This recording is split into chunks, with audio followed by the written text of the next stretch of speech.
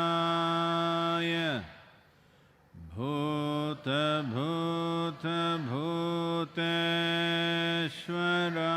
भूतभूतभूतेश्वराय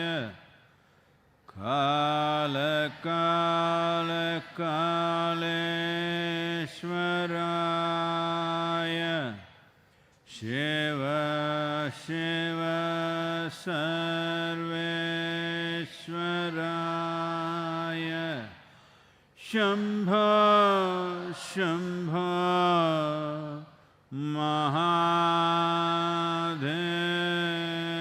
महादेवाय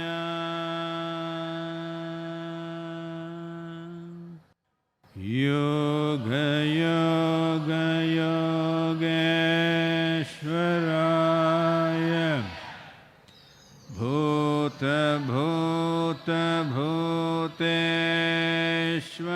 भूतभूतभूतेश्वराय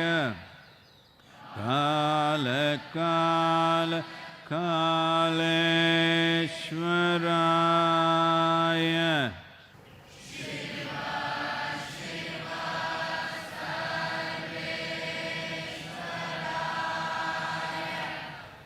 शम्भो शम्भो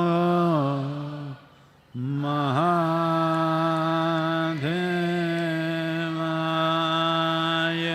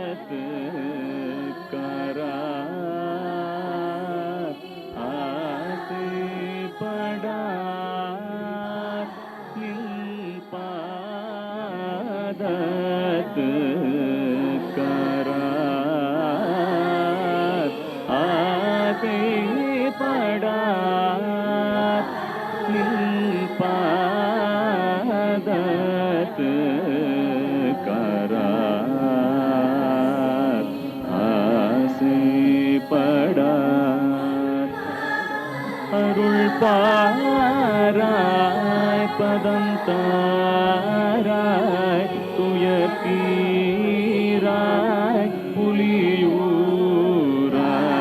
நின் பாதத்து கராய் ஆசைப்படா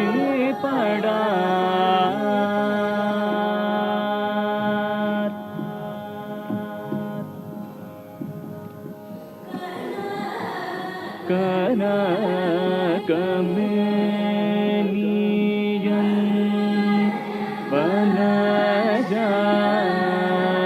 வனஜாக்ஷயனன் கனகமேனியன்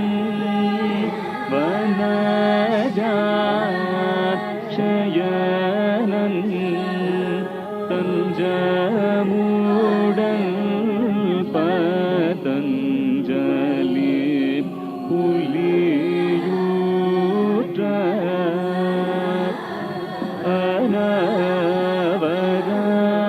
அனவரதமும் கனகசபையில் ஆடி சிவந்து என்னை தேடிய பாதத்து கரார் ஆசைப்படார் நின் பாதத்து கரார் ஆசைப்படார் அருள் பாராய் பதம் தாராய் துயர் தீராய் புலியூராய் நின் பாதத்து கரார்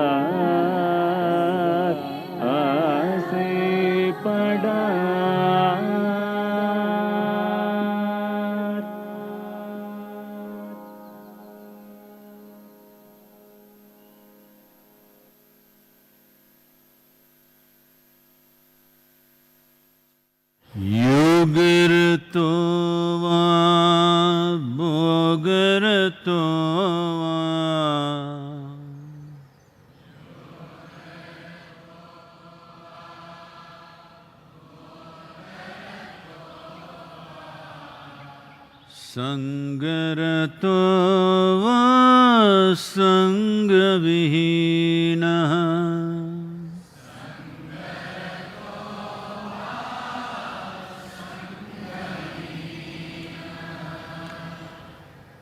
यस्य ब्रह्मणि रमते चित्तम्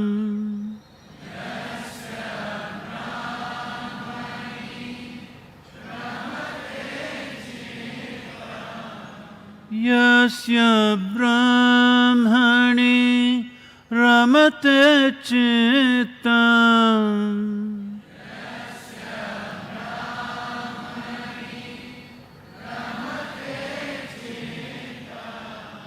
नन्दति नन्दति नन्दते वा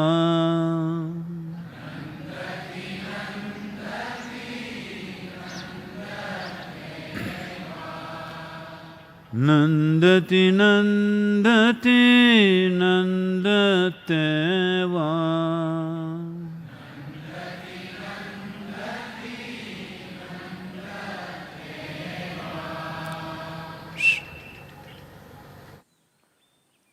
सभी को नमस्कारम। आज आप कैसे हैं? आप सभी जो वेब पर देख रहे हैं, आप मुझे बताएं कि आज आप कैसे हैं।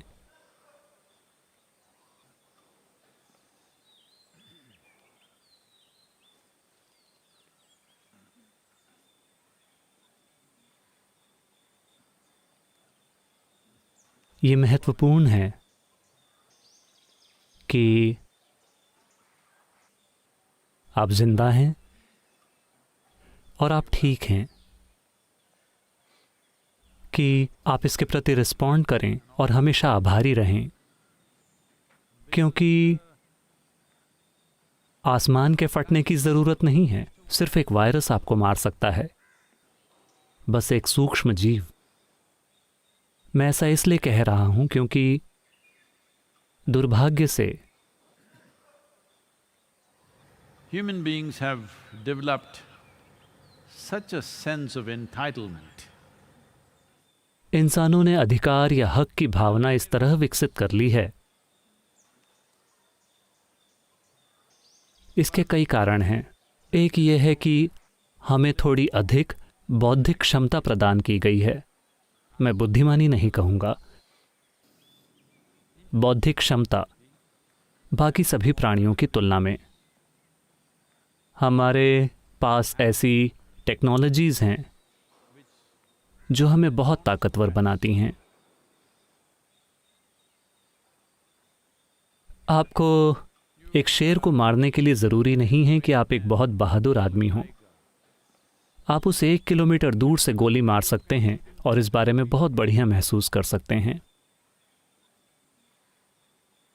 तो ये चीज़ें, और सबसे बढ़कर मुझे लगता है कि दुनिया के धर्मों ने इस गलत विचार को इंसानों के सिर में डाल दिया है कि बाकी सभी प्राणी यहाँ आपकी सेवा करने के लिए हैं। कम से कम धर्मों के कुछ हिस्सों में, धर्म के कुछ पहलुओं ने इस विचार को इंसानी मन में डाल दिया है कि हर दूसरा प्राणी आपकी सेवा करना चाहता है, यहाँ आपकी सेवा करने के लिए है। आप भगवान की खुद की छवि में बने हैं, बाकी सारे बस जानवर हैं जो यहाँ आपकी सेवा करने के लिए हैं। बस एक चींटी के पास जाइए और उससे पूछिए क्या वो आपकी सेवा करना चाहती है। ठीक है, अगर आपको बात समझ नहीं आ रही है तो जाकर हाथी से पूछिए, आपको ये बात अच्छी तरह समझ आ जाएगी। कोई भी यहाँ आपकी सेवा करने के लिए नहीं है। उनके लिए उनकी जिंदगी बहुत मायने रखती है। एक चींटी के लिए चींटी की जिंदगी ही सब कुछ है। एक टिड्डे के लिए टिड्डे की जिंदगी सब कुछ है। एक पेड़ के लिए उसकी जिंदगी सब कुछ है।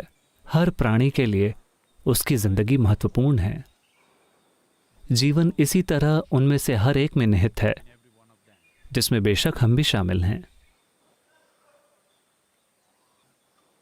तो जीवन की प्रकृति ऐसी है कि अगर एक को जिंदा रहना है तो दूसरे को मरना होगा। यही एकमात्र तरीका है। अगर वायरस को जीना है तो हमें मरना होगा, अगर हमें जीना है तो उन्हें मरना होगा। ये ऐसा ही है, सब कुछ एक दूसरे में मिला हुआ है।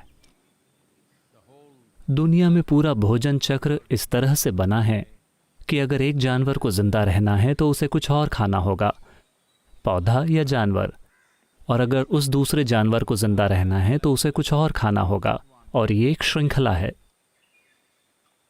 तो ये भोजन चक्र की एक स्थायी श्रृंखला है। हमेशा के लिए आप इसे इस तरह चलाते रह सकते हैं, लेकिन अब हमने इसे बहुत ज्यादा बिगाड़ दिया है। हम सोचते हैं कि ये हमारे पक्ष में है, लेकिन शायद ये लंबे समय तक हमारे पक्ष में ना काम करे अगर हम इसी तरह चलते रहे तो। हकदारी का यह बेवकूफ़ी भरा एहसास कि हर दूसरा प्राणी यहाँ हमारी सेवा करने के लिए है, इसे इंसानों के मन से निकाल दिया जाना चाहिए। ये बहुत महत्वपूर्ण है। अगर हम भविष्य में अच्छे से जीना चाहते हैं तो ये समझना बहुत महत्वपूर्ण है कि हर प्राणी का सृष्टि में अपना उचित स्थान है, और वे सभी हमारे जिंदा रहने और कल्याण के लिए बहुत महत्वपूर्ण हैं। बहुत सारे शोध ये दिखा रहे हैं कि वो कह रहे हैं कि अगर सभी रेंगने वाले कीड़े गायब हो जाते हैं तो दुनिया लगभग 1.5 साल के समय में समाप्त हो जाएगी। 18 महीनों के समय में इस धरती पर सारा जीवन समाप्त हो जाएगा। अगर सभी रेंगने वाले कीड़े अभी गायब हो जाते हैं तो, अगर सभी कीड़े मकोड़े गायब हो जाते हैं तो 4 से 4.5 साल के समय में दुनिया खत्म हो जाएगी जैसी हम उसे जानते हैं। अगर सभी जीवाणु अभी गायब हो जाते हैं, अभी हम वायरस से लड़ रहे हैं, लेकिन मान लीजिए कि अभी सारे सूक्ष्म जीव गायब हो जाते हैं तो सब कुछ अभी मर जाएगा, हम भी। लेकिन अगर सभी इंसान गायब हो जाते हैं तो दुनिया फलने फूलने लगेगी। तो हमें ये समझना चाहिए कि इस धरती पर हमारे अस्तित्व का क्या महत्व है। दुर्भाग्य से इंसानी मन में इसे बहुत बढ़ा चढ़ा दिया गया है। भगवान ने हमें अपनी ही छवि में बनाया है, वो बिल्कुल हमारे जैसे दिखते हैं। इस तरह उस वजह से हमारे पास एक अधिकार है कि हम हर दूसरे प्राणी के साथ जो चाहे वो कर सकते हैं। देखिए, खुद को जिंदा रखने के लिए अगर हमने किसी को मारा तो वो अलग बात है, लेकिन हम जानवरों को मारते रहे हैं अपने सुख के लिए। शायद या असल में इस धरती पर एकमात्र प्राणी जो सुख के लिए मारता है वो है इंसान। दूसरा कोई भी सुख के लिए नहीं मारता, वो जिंदा रहने के लिए मारते हैं। तो इस अधिकार की भावना की बहुत कीमत इस धरती के जीवन ने बहुत कीमत चुकाई है। जैसे जैसे दूसरे जीवन इसकी भारी कीमत चुकाते हैं, हमारा जीवन भी धीरे धीरे दयनीय होता जाएगा। मैं थोड़ी देर ही पहले लगभग 1 लाख डॉक्टरों के समूह से बात कर रहा था ऑनलाइन। उन्होंने मुझसे पूछा, सद्गुरु, इस वायरस के बारे में आपका क्या दृष्टिकोण है? ये क्यों आया है? क्या ये हमें सबक सिखाने के लिए आया है? मैं इस तरह से नहीं बना हूं कि जब कोई पीड़ित हो, अरे ये आपके लिए एक सबक है। अभी आप या तो इन्फेक्टेड हैं, या आपने किसी करीबी व्यक्ति को खो दिया है, और भी कई दूसरे तरह के नुकसान हैं।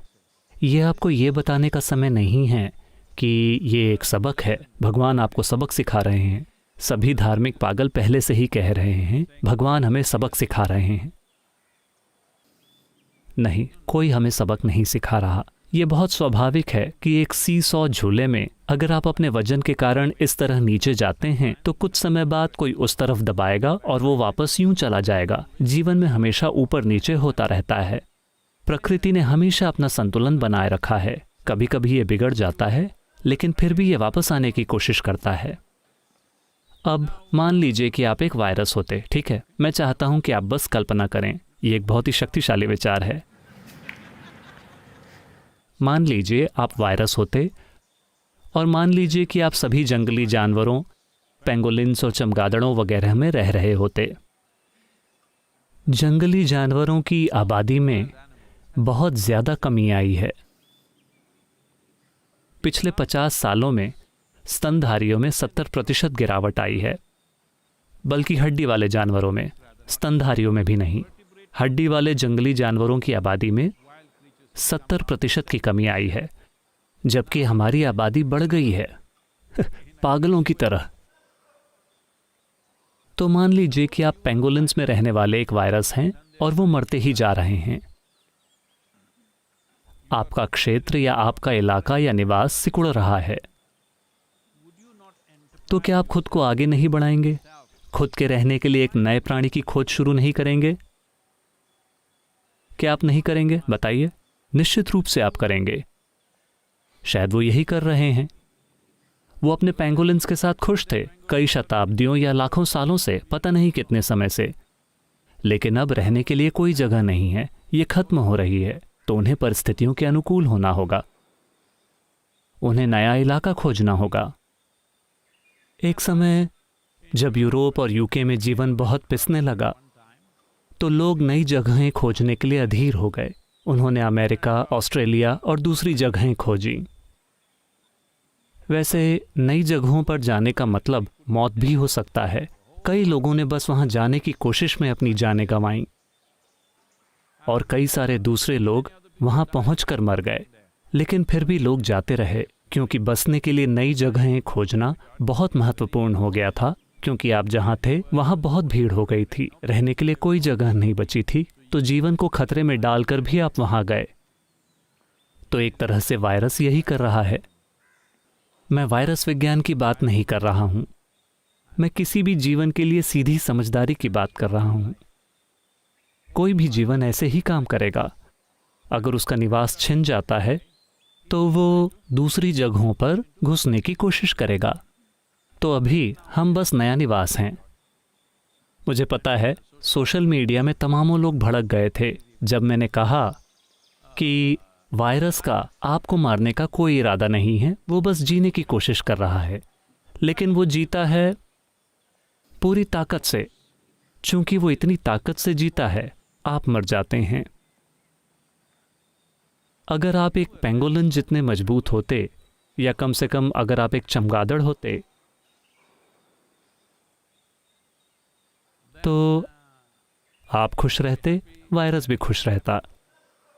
लेकिन आप दूसरे प्राणियों की तरह नहीं बने हैं, तो यह आप पर एक खास तरह से चोट कर रहा है। वैसे अगर कोई दूसरी आबादी होती इंसानों के अलावा, तो शायद ये उनमें चले गए होते। लेकिन अपनी बुद्धि में वो समझ गए कि एकमात्र फलती फूलती आबादी अभी इंसानों की है, जो लगातार बढ़ रही है। तो उन्होंने सही चुनाव किया है। वैसे यह आपको अपमानजनक लग सकता है, लेकिन जीवन इसी तरह काम करता है। हम भी इसी तरह काम करते हैं जब हमारी जिंदगी खतरे में होती है ना? तो मौजूदा हालात का सोशल डिस्टेंसिंग से, मेडिकल देखभाल से सामना करना, ये सब ठीक है। लेकिन इस धरती पर लंबे दौर तक अस्तित्व कायम रखने के लिए हमें इस बात से समझौता करना होगा कि ये धरती सारे प्राणियों के लिए बनाई गई थी। वो सारे जीवन जो हमसे पहले यहाँ पर थे और जो हमारे बाद यहाँ होंगे, हाँ, तो उन्हें भी यहाँ रहने का उतना ही अधिकार है। देखिए, वो सब मुझसे सहमत हैं।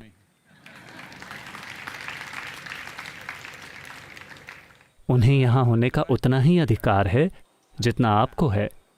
यकीनन आपको भी यहाँ रहने का अधिकार है, लेकिन उनसे बढ़कर नहीं। आपको ऐसा हक नहीं मिला है कि भगवान ने आपको ऐसा दर्जा दे रखा है कि आप यहाँ हर दूसरा प्राणी आपकी सेवा के लिए है। तब ऐसे भगवान को कोई अंदाजा नहीं है कि यह ग्रह कैसे काम करता है। उन्हें कोई दूसरा ग्रह चुनकर वहां का भगवान बन जाना चाहिए। इस ग्रह पर जीवन की व्यवस्था ऐसी ही है। ये सब एक दूसरे में मिले जुले हैं। जीवन के हर रूप की खुशहाली में ही हर किसी की खुशहाली है। अगर हम जीवन के किसी भी एक आयाम को हटा देते हैं, तब हर स्तर पर जीवन का गंभीर नाश हो जाएगा। तो ये हक या हक की भावना खत्म होनी चाहिए। हो सकता है कि भगवान टिड्डे जैसे दिखते हों। आप कैसे जानते हैं? क्यों नहीं? उन्हें बस बड़े आकार का होना है। तो इस संस्कृति में जिसे हम ईश्वर कहते हैं, उसे हमने हर तरह के आकार और रूप दिए हैं, सिर्फ आपको ये समझाने के लिए। एक चूहे की भी पूजा होती है, एक सांप की पूजा होती है। ये बहुत महत्वपूर्ण है, ये बहुत महत्वपूर्ण है, क्योंकि अगर आप एक चूहे और एक सांप और एक चिड़िया और एक जानवर और एक पेड़ के महत्व को नहीं समझते हैं, तो आप तबाही की ओर बढ़ रहे हैं, इसमें कोई शक नहीं है। लेकिन ये भावना कि मैं हर दूसरे चीज के ऊपर एक सुपर जीवन हूं, इस हक की भावना को जाना होगा। इसका एहसास करने के लिए ये अच्छा समय है। ये बहुत विचित्र बात है कि दुनिया ऐसे काम करती है। ऐसा हुआ, एक रूसी आदमी कैलिफोर्निया आया और वो एक मजदूरों के ठेकेदार से मिला। वो नौकरी खोज रहा था और वो एक कंस्ट्रक्शन साइट पर गया और ठेकेदार ने उससे पूछा, रूस में तुम हफ्ते में कितने घंटे काम करते हो? उसने कहा, हम हफ्ते में 70 घंटे काम करते हैं। वाकई? हम यहां सिर्फ 40 घंटे काम करते हैं। लेकिन ऐसा क्यों है? तुम लोग 70 घंटे क्यों काम नहीं कर सकते? उसने पूछा। मैं 70 घंटे काम करने के लिए तैयार हूं, तुम लोग क्यों नहीं कर सकते? अरे यहां सारे मजदूर वो सब कम्युनिस्ट हैं। एक कम्युनिस्ट देश में वो काम करेंगे, बाकी सारी जगह वही लोग हमेशा कम और कम और कम और कम काम करने के लिए लड़ेंगे। अचानक उन्हें हक मिल जाएगा, हमेशा हर चीज का फायदा लेने की कोशिश करेंगे। ये इंसानी तरीका बन गया है। अब सबसे ज्यादा विकसित प्राणी होने के नाते हमें हर दूसरे जीवन के प्रति थोड़ा ज्यादा उदार होना चाहिए। देखिए,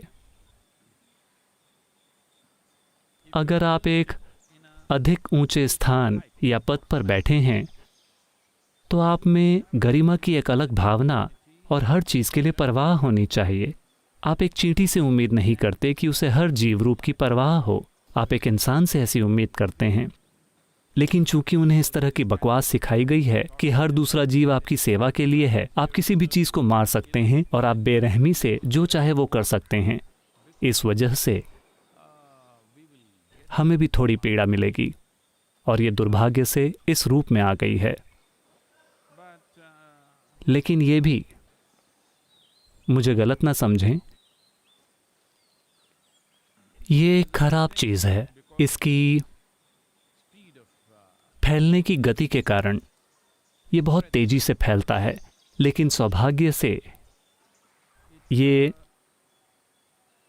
इसकी मारने की क्षमता उन चीजों की तुलना में कम है जिन्हें हम अतीत में देख चुके हैं। एक समय गिल्टी प्लेग पूरे के पूरे गांव और कस्बे खत्म कर देता था। स्पेनिश फ्लू ने दुनिया भर में 5 करोड़ लोग मार दिए थे। 5 करोड़। उस समय इसने दुनिया की 1/3 आबादी को इन्फेक्ट कर दिया था। 5 करोड़ से ज्यादा लोग। लेकिन उस समय कोई हवाई यात्रा नहीं थी, लोग इतनी दूर नहीं जाते थे। उसके बावजूद ऐसा हुआ था। उन चीजों की तुलना में ये एक अच्छा वायरस है। मैं जानता हूं कि इस वायरस को अच्छा वायरस बताकर मैं बहुत मुश्किल में पड़ने वाला हूं। उन चीजों की प्रचंडता की तुलना में यह हल्का है, लेकिन यह तेजी से फैलता है। लेकिन फायदा यह है कि हम इसके कैरियर हैं। अगर हम चाहें तो इसे रोक सकते हैं। अगर कुछ और कैरियर होता, अगर चींटियां कैरियर होती, अगर चूहे कैरियर होते, अगर चिड़ियां कैरियर होती, तो आप उन्हें नहीं रोक सकते थे। लेकिन हम कैरियर हैं, तो हम इसे रोक सकते हैं। लेकिन इंसान इस तरह की उलझन की अवस्था में हैं। धीरे धीरे वो थोड़ा और व्यवस्थित हो रहे हैं। सौभाग्य से भारत में नागरिक, प्रशासन और मेडिकल बिरादरी सभी शानदार तरीके से रिस्पॉन्ड कर रहे हैं। कुछ बेवकूफ़ों को छोड़कर जो मौजूद हैं, ज़्यादातर आबादी, मेडिकल बिरादरी और प्रशासन, राजनीतिक नेतृत्व, हर कोई बुम। मुझे लगता है कि अगर हमें एक लोकतांत्रिक देश में रिस्पॉन्स के संदर्भ में देशों को रेट करना हो जहां आप बहुत अधिक ताकत का प्रयोग नहीं कर सकते, तो मुझे लगता है कि हमने अभी दुनिया में सबसे अच्छा काम किया है। 1.4 अरब लोगों में 300 से कम मौतें एक शानदार रिपोर्ट कार्ड है, लेकिन ये अगले 1 या 2 हफ्तों में बढ़ सकता है। तो ये लगभग तय है कि लॉकडाउन 2 और हफ्तों तक जारी रहेगा। तो आप में से जो लोग योग केंद्र में हैं और आप में से जो लोग हमारे साथ ऑनलाइन हैं दर्शन के लिए, हम सब अब हम तुम हैं। 2 और हफ्तों के लिए। तो ये समय हमारे लिए ये दिखाने का है कि हम किस तरह के इंसान हैं। ये समय है कि हम खुद को एक व्यक्तिगत इंसान के रूप में बेहतर बना सकें, क्योंकि समाज को बेहतर बनाने जैसी कोई चीज़ नहीं है। क्योंकि समाज सिर्फ एक शब्द है, देश सिर्फ एक शब्द है, दुनिया सिर्फ एक शब्द है। यहाँ सिर्फ व्यक्तिगत इंसान हैं।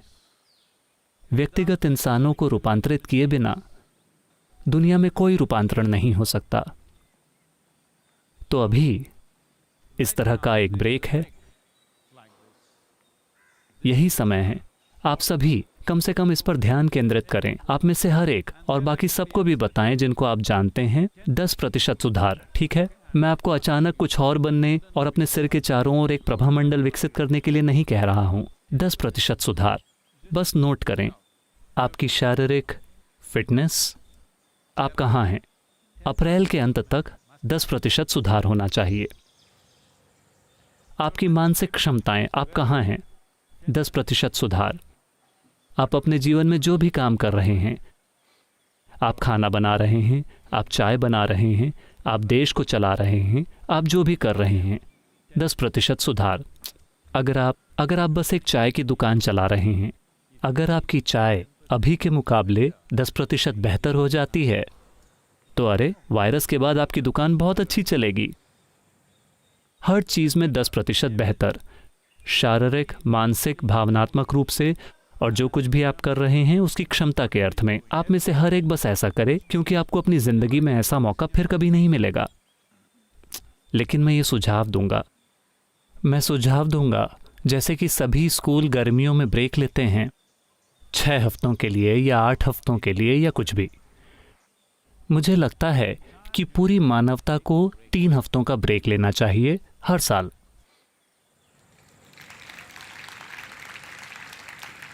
ना कोई मशीन, ना कोई उद्योग, सड़कों पर ना कोई कार, ना ऑटोमोबाइल्स। अगर आप चाहें तो आप साइकिल चलाइए, पैदल चलिए, ट्रैकिंग कीजिए, लेकिन कोई टेक्नोलॉजी नहीं।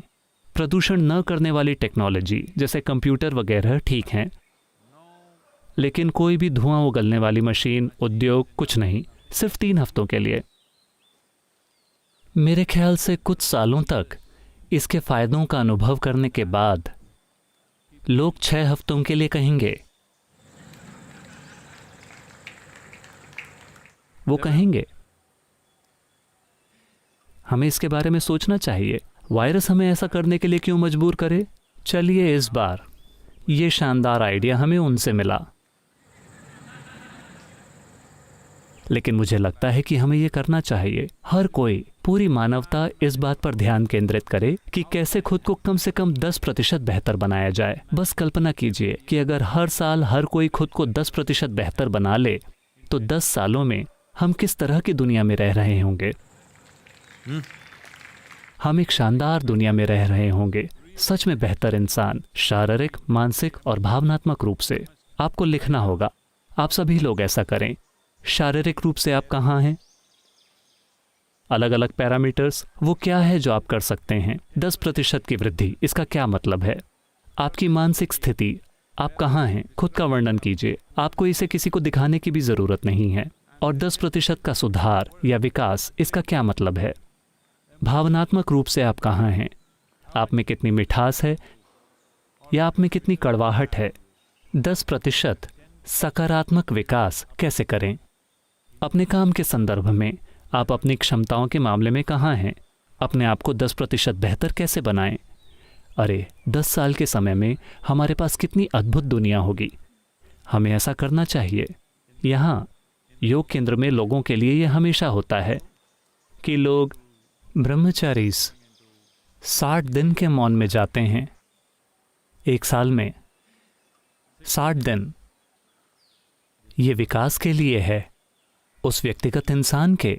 क्योंकि अगर आप में विकास नहीं होता तो आपके काम का विकास कैसे होगा? दुनिया का विकास कैसे होगा? लोग मुझसे हमेशा ये सवाल पूछते रहते हैं, सद्गुरु ये कैसे होता है कि बिना किसी योग्यता के, बिना किसी भी तरह की चीज के ईशा में सब कुछ इतनी आसानी से होता है? ये लोग कैसे इस तरह से काम कर रहे हैं? आपके कार्यक्रम दुनिया में सबसे बढ़िया होते हैं, ये कैसे होता है? क्योंकि हम व्यक्तिगत इंसानों और उनके विकास पर ध्यान केंद्रित कर रहे हैं। दुनिया को यही करने की ज़रूरत है, देश को यही करने की ज़रूरत है। ये एक वायरल सीख है, इसे वायरल होना चाहिए।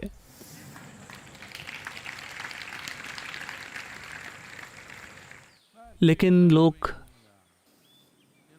कृपया अपने जीवन को देखें और देखें कि ये कितना सटीक है। आपका विचार, आपकी भावना, आपकी गतिविधि किस हद तक सटीक और उद्देश्यपूर्ण है, यह हर जगह फैला हुआ है। और फिर भी आप अपने जीवन में कुछ अद्भुत कर पा रहे हैं। यही कारण है कि हर कोई ऊपर देखता रहता है, क्योंकि उन्हें पता है कि उन्हें संयोग से सफलता मिली है। ये बहुत आम हो गया है, हर जगह हर कोई इस तरह, क्योंकि वो एक संयोग हैं। नहीं, ये बहुत महत्वपूर्ण है कि इंसान एक जागरूक और सटीक और उद्देश्यपूर्ण अस्तित्व हों। ऐसा हुआ, एक युवा महिला कार चला रही थी और कार यूं यूं यूं जा रही थी। बगल वाले आदमी ने इस कार से बचने की पूरी कोशिश की, लेकिन इस कार ने आकर उसे ठोक दिया। सौभाग्य से दोनों को हल्की खरोंचें ही लगीं, ज्यादा चोटें नहीं आईं। फिर उस आदमी ने आकर महिला से कहा, आप जो भी करना चाहती थीं, कम से कम आप इंडिकेटर दे सकती थीं, किसी तरह का सिग्नल दे सकती थीं। आप आखिर क्या करना चाहती थीं? महिला ने कहा, मैं जो करना चाहती थी उसके लिए कोई सिग्नल नहीं है।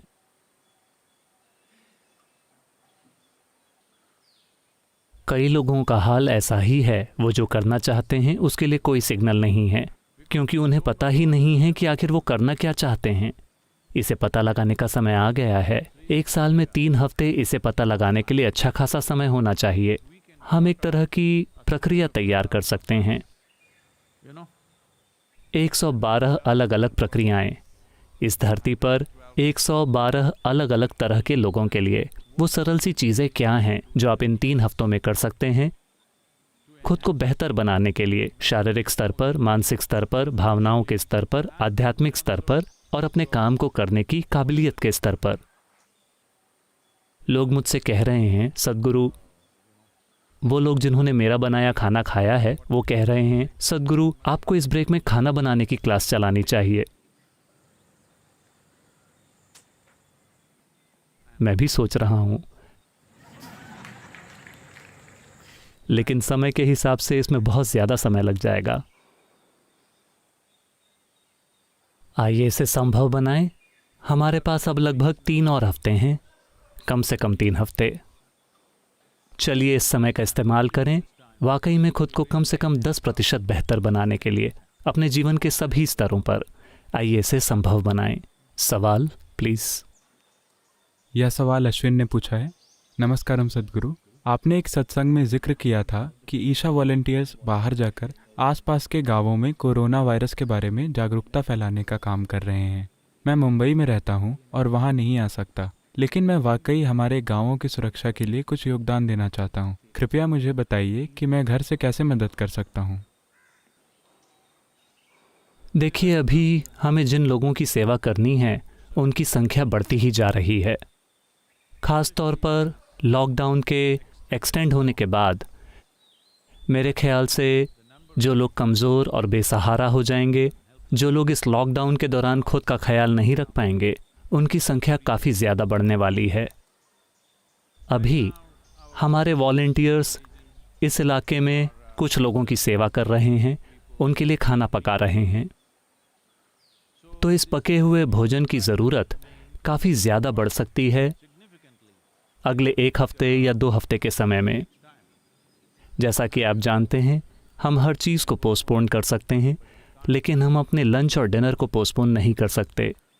शायद हम उन्हें उस तरह का भोजन न दे पाएँ जैसा वो आम तौर पर खाते हैं, लेकिन दिन में कम से कम 2 बार हम उन्हें भोजन उपलब्ध कराना चाहते हैं। इसके लिए ज़रूरी मूलभूत सुविधाएं, खाना बनाने की जगह, खाना बनाने के लिए लोग और ज़रूरी राशन, सब्जियां, इन चीज़ों की व्यवस्था युद्ध स्तर पर हो रही है। और मैं पहले ही आपसे अपील कर चुका हूं, लेकिन हमें पैसों की ज़रूरत है। दुर्भाग्य से हमें बहुत सारे पैसों की ज़रूरत है, क्योंकि केवल तभी हम बहुत सारे लोगों की सेवा कर पाएंगे। जैसा कि मैंने कल बताया था कि कितने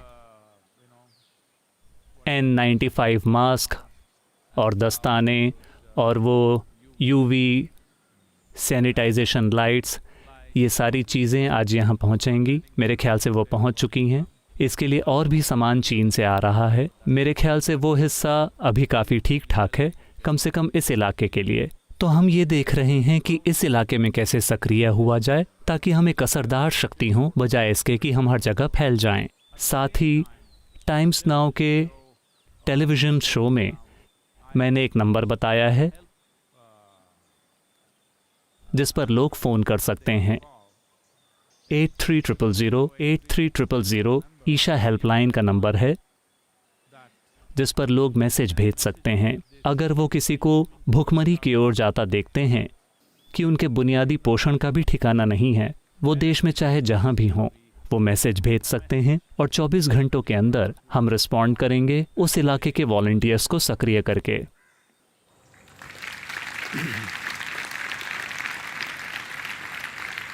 इन सभी चीज़ों के लिए, इन्हें संभव बनाने के लिए थोड़ी आर्थिक सहायता की ज़रूरत है। मेरी पेंटिंग लगभग पूरी हो गई है।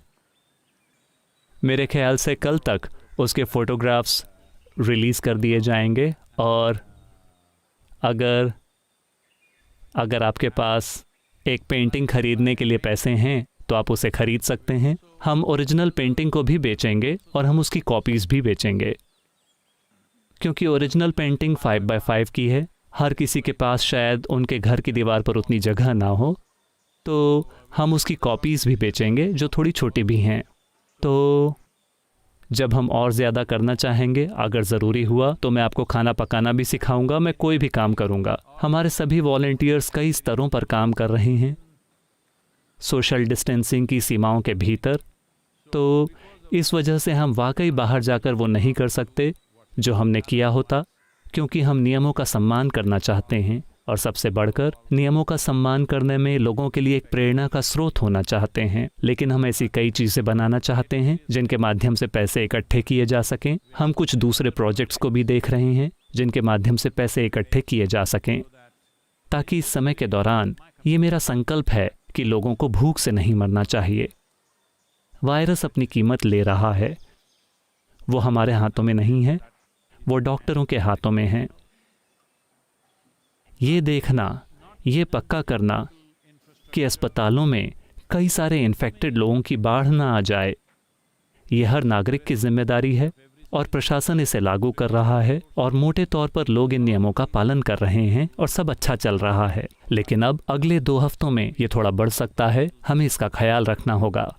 इस सब में एक बुरी बात जो बहुत ज़्यादा चिंता का विषय है, वो ये है कि दक्षिण कोरिया और शायद चीन में भी जिन लोगों को इन्फेक्शन हुआ था और वो ठीक हो गए थे। और कुछ हफ्तों पहले जिनके टेस्ट नेगेटिव आए थे, अब उनके टेस्ट फिर से पॉजिटिव आ रहे हैं।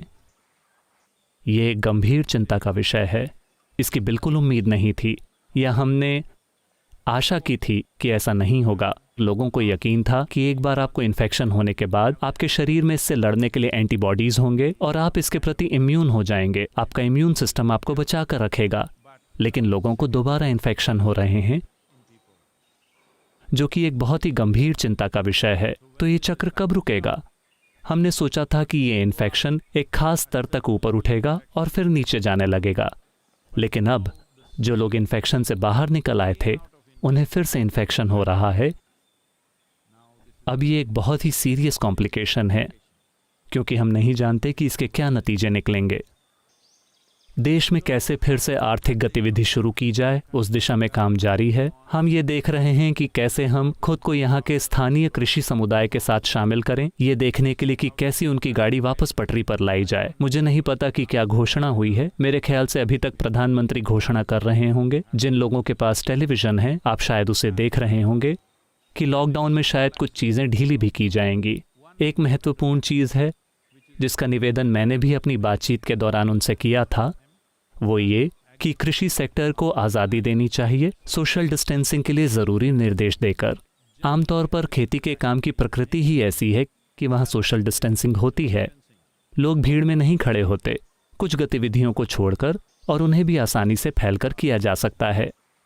खेती से जुड़े काम शुरू हो जाने चाहिए, क्योंकि वो देश की आबादी का 60% है। साथ ही ये देश के लिए खाद्य सुरक्षा है अगले 1 साल के लिए, तो उसे शुरू होना ही होगा। शायद वे कुछ और बुनियादी सेवाओं को भी आज़ादी देंगे, जो कुछ और सप्लाई चेन्स को अधिक असरदार बनाएगा। मेरे ख्याल से ये भी होगा। लेकिन रेलवेज और एयरलाइंस निश्चित रूप से काम नहीं करेंगे। अगले इस महीने के अंत तक ये बात तय है, वो शुरू नहीं होंगे, क्योंकि वो ही मुख्य साधन हैं जो वायरस को लंबी दूरी तक ले जाते हैं। तो सफ़र पर प्रतिबंध रहेंगे। शायद वो तालुक स्तर के प्रतिबंध, जिला स्तर के प्रतिबंध करेंगे, ताकि लोग यहाँ वहाँ न जाएं।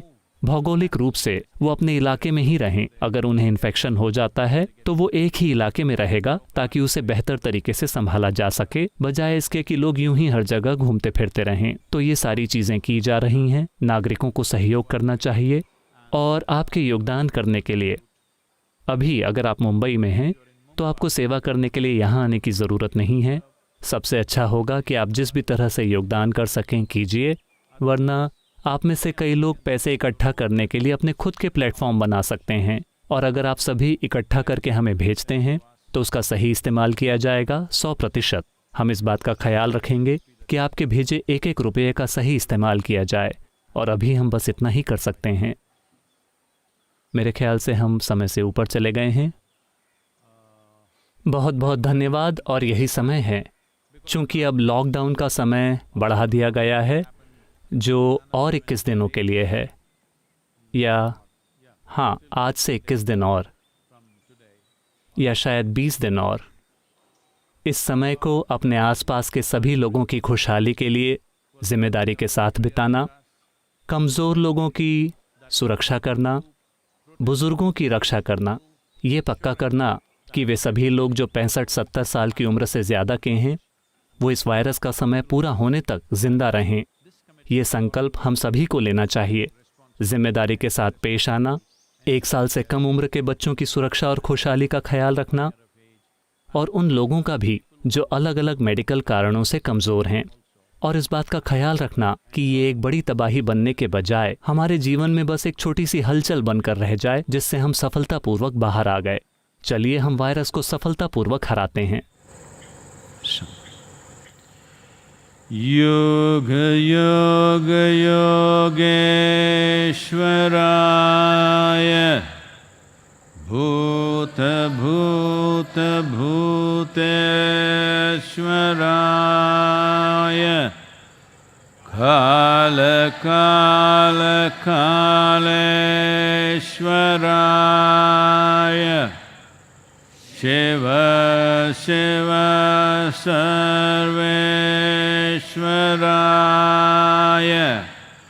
शम्भो शम्भो महादेवाय।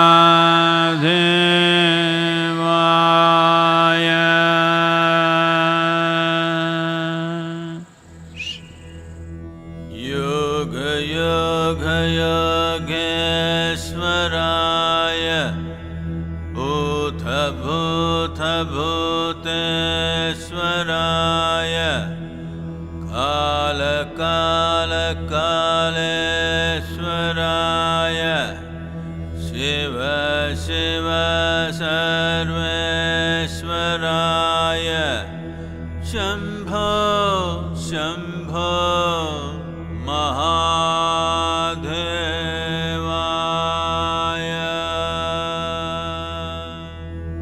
योग योग योगेश्वराय भूत भूत भूतेश्वराय काल काल कालेश्वराय शिव शिव सर्वेश्वराय शम्भो शम्भो महादेवाय।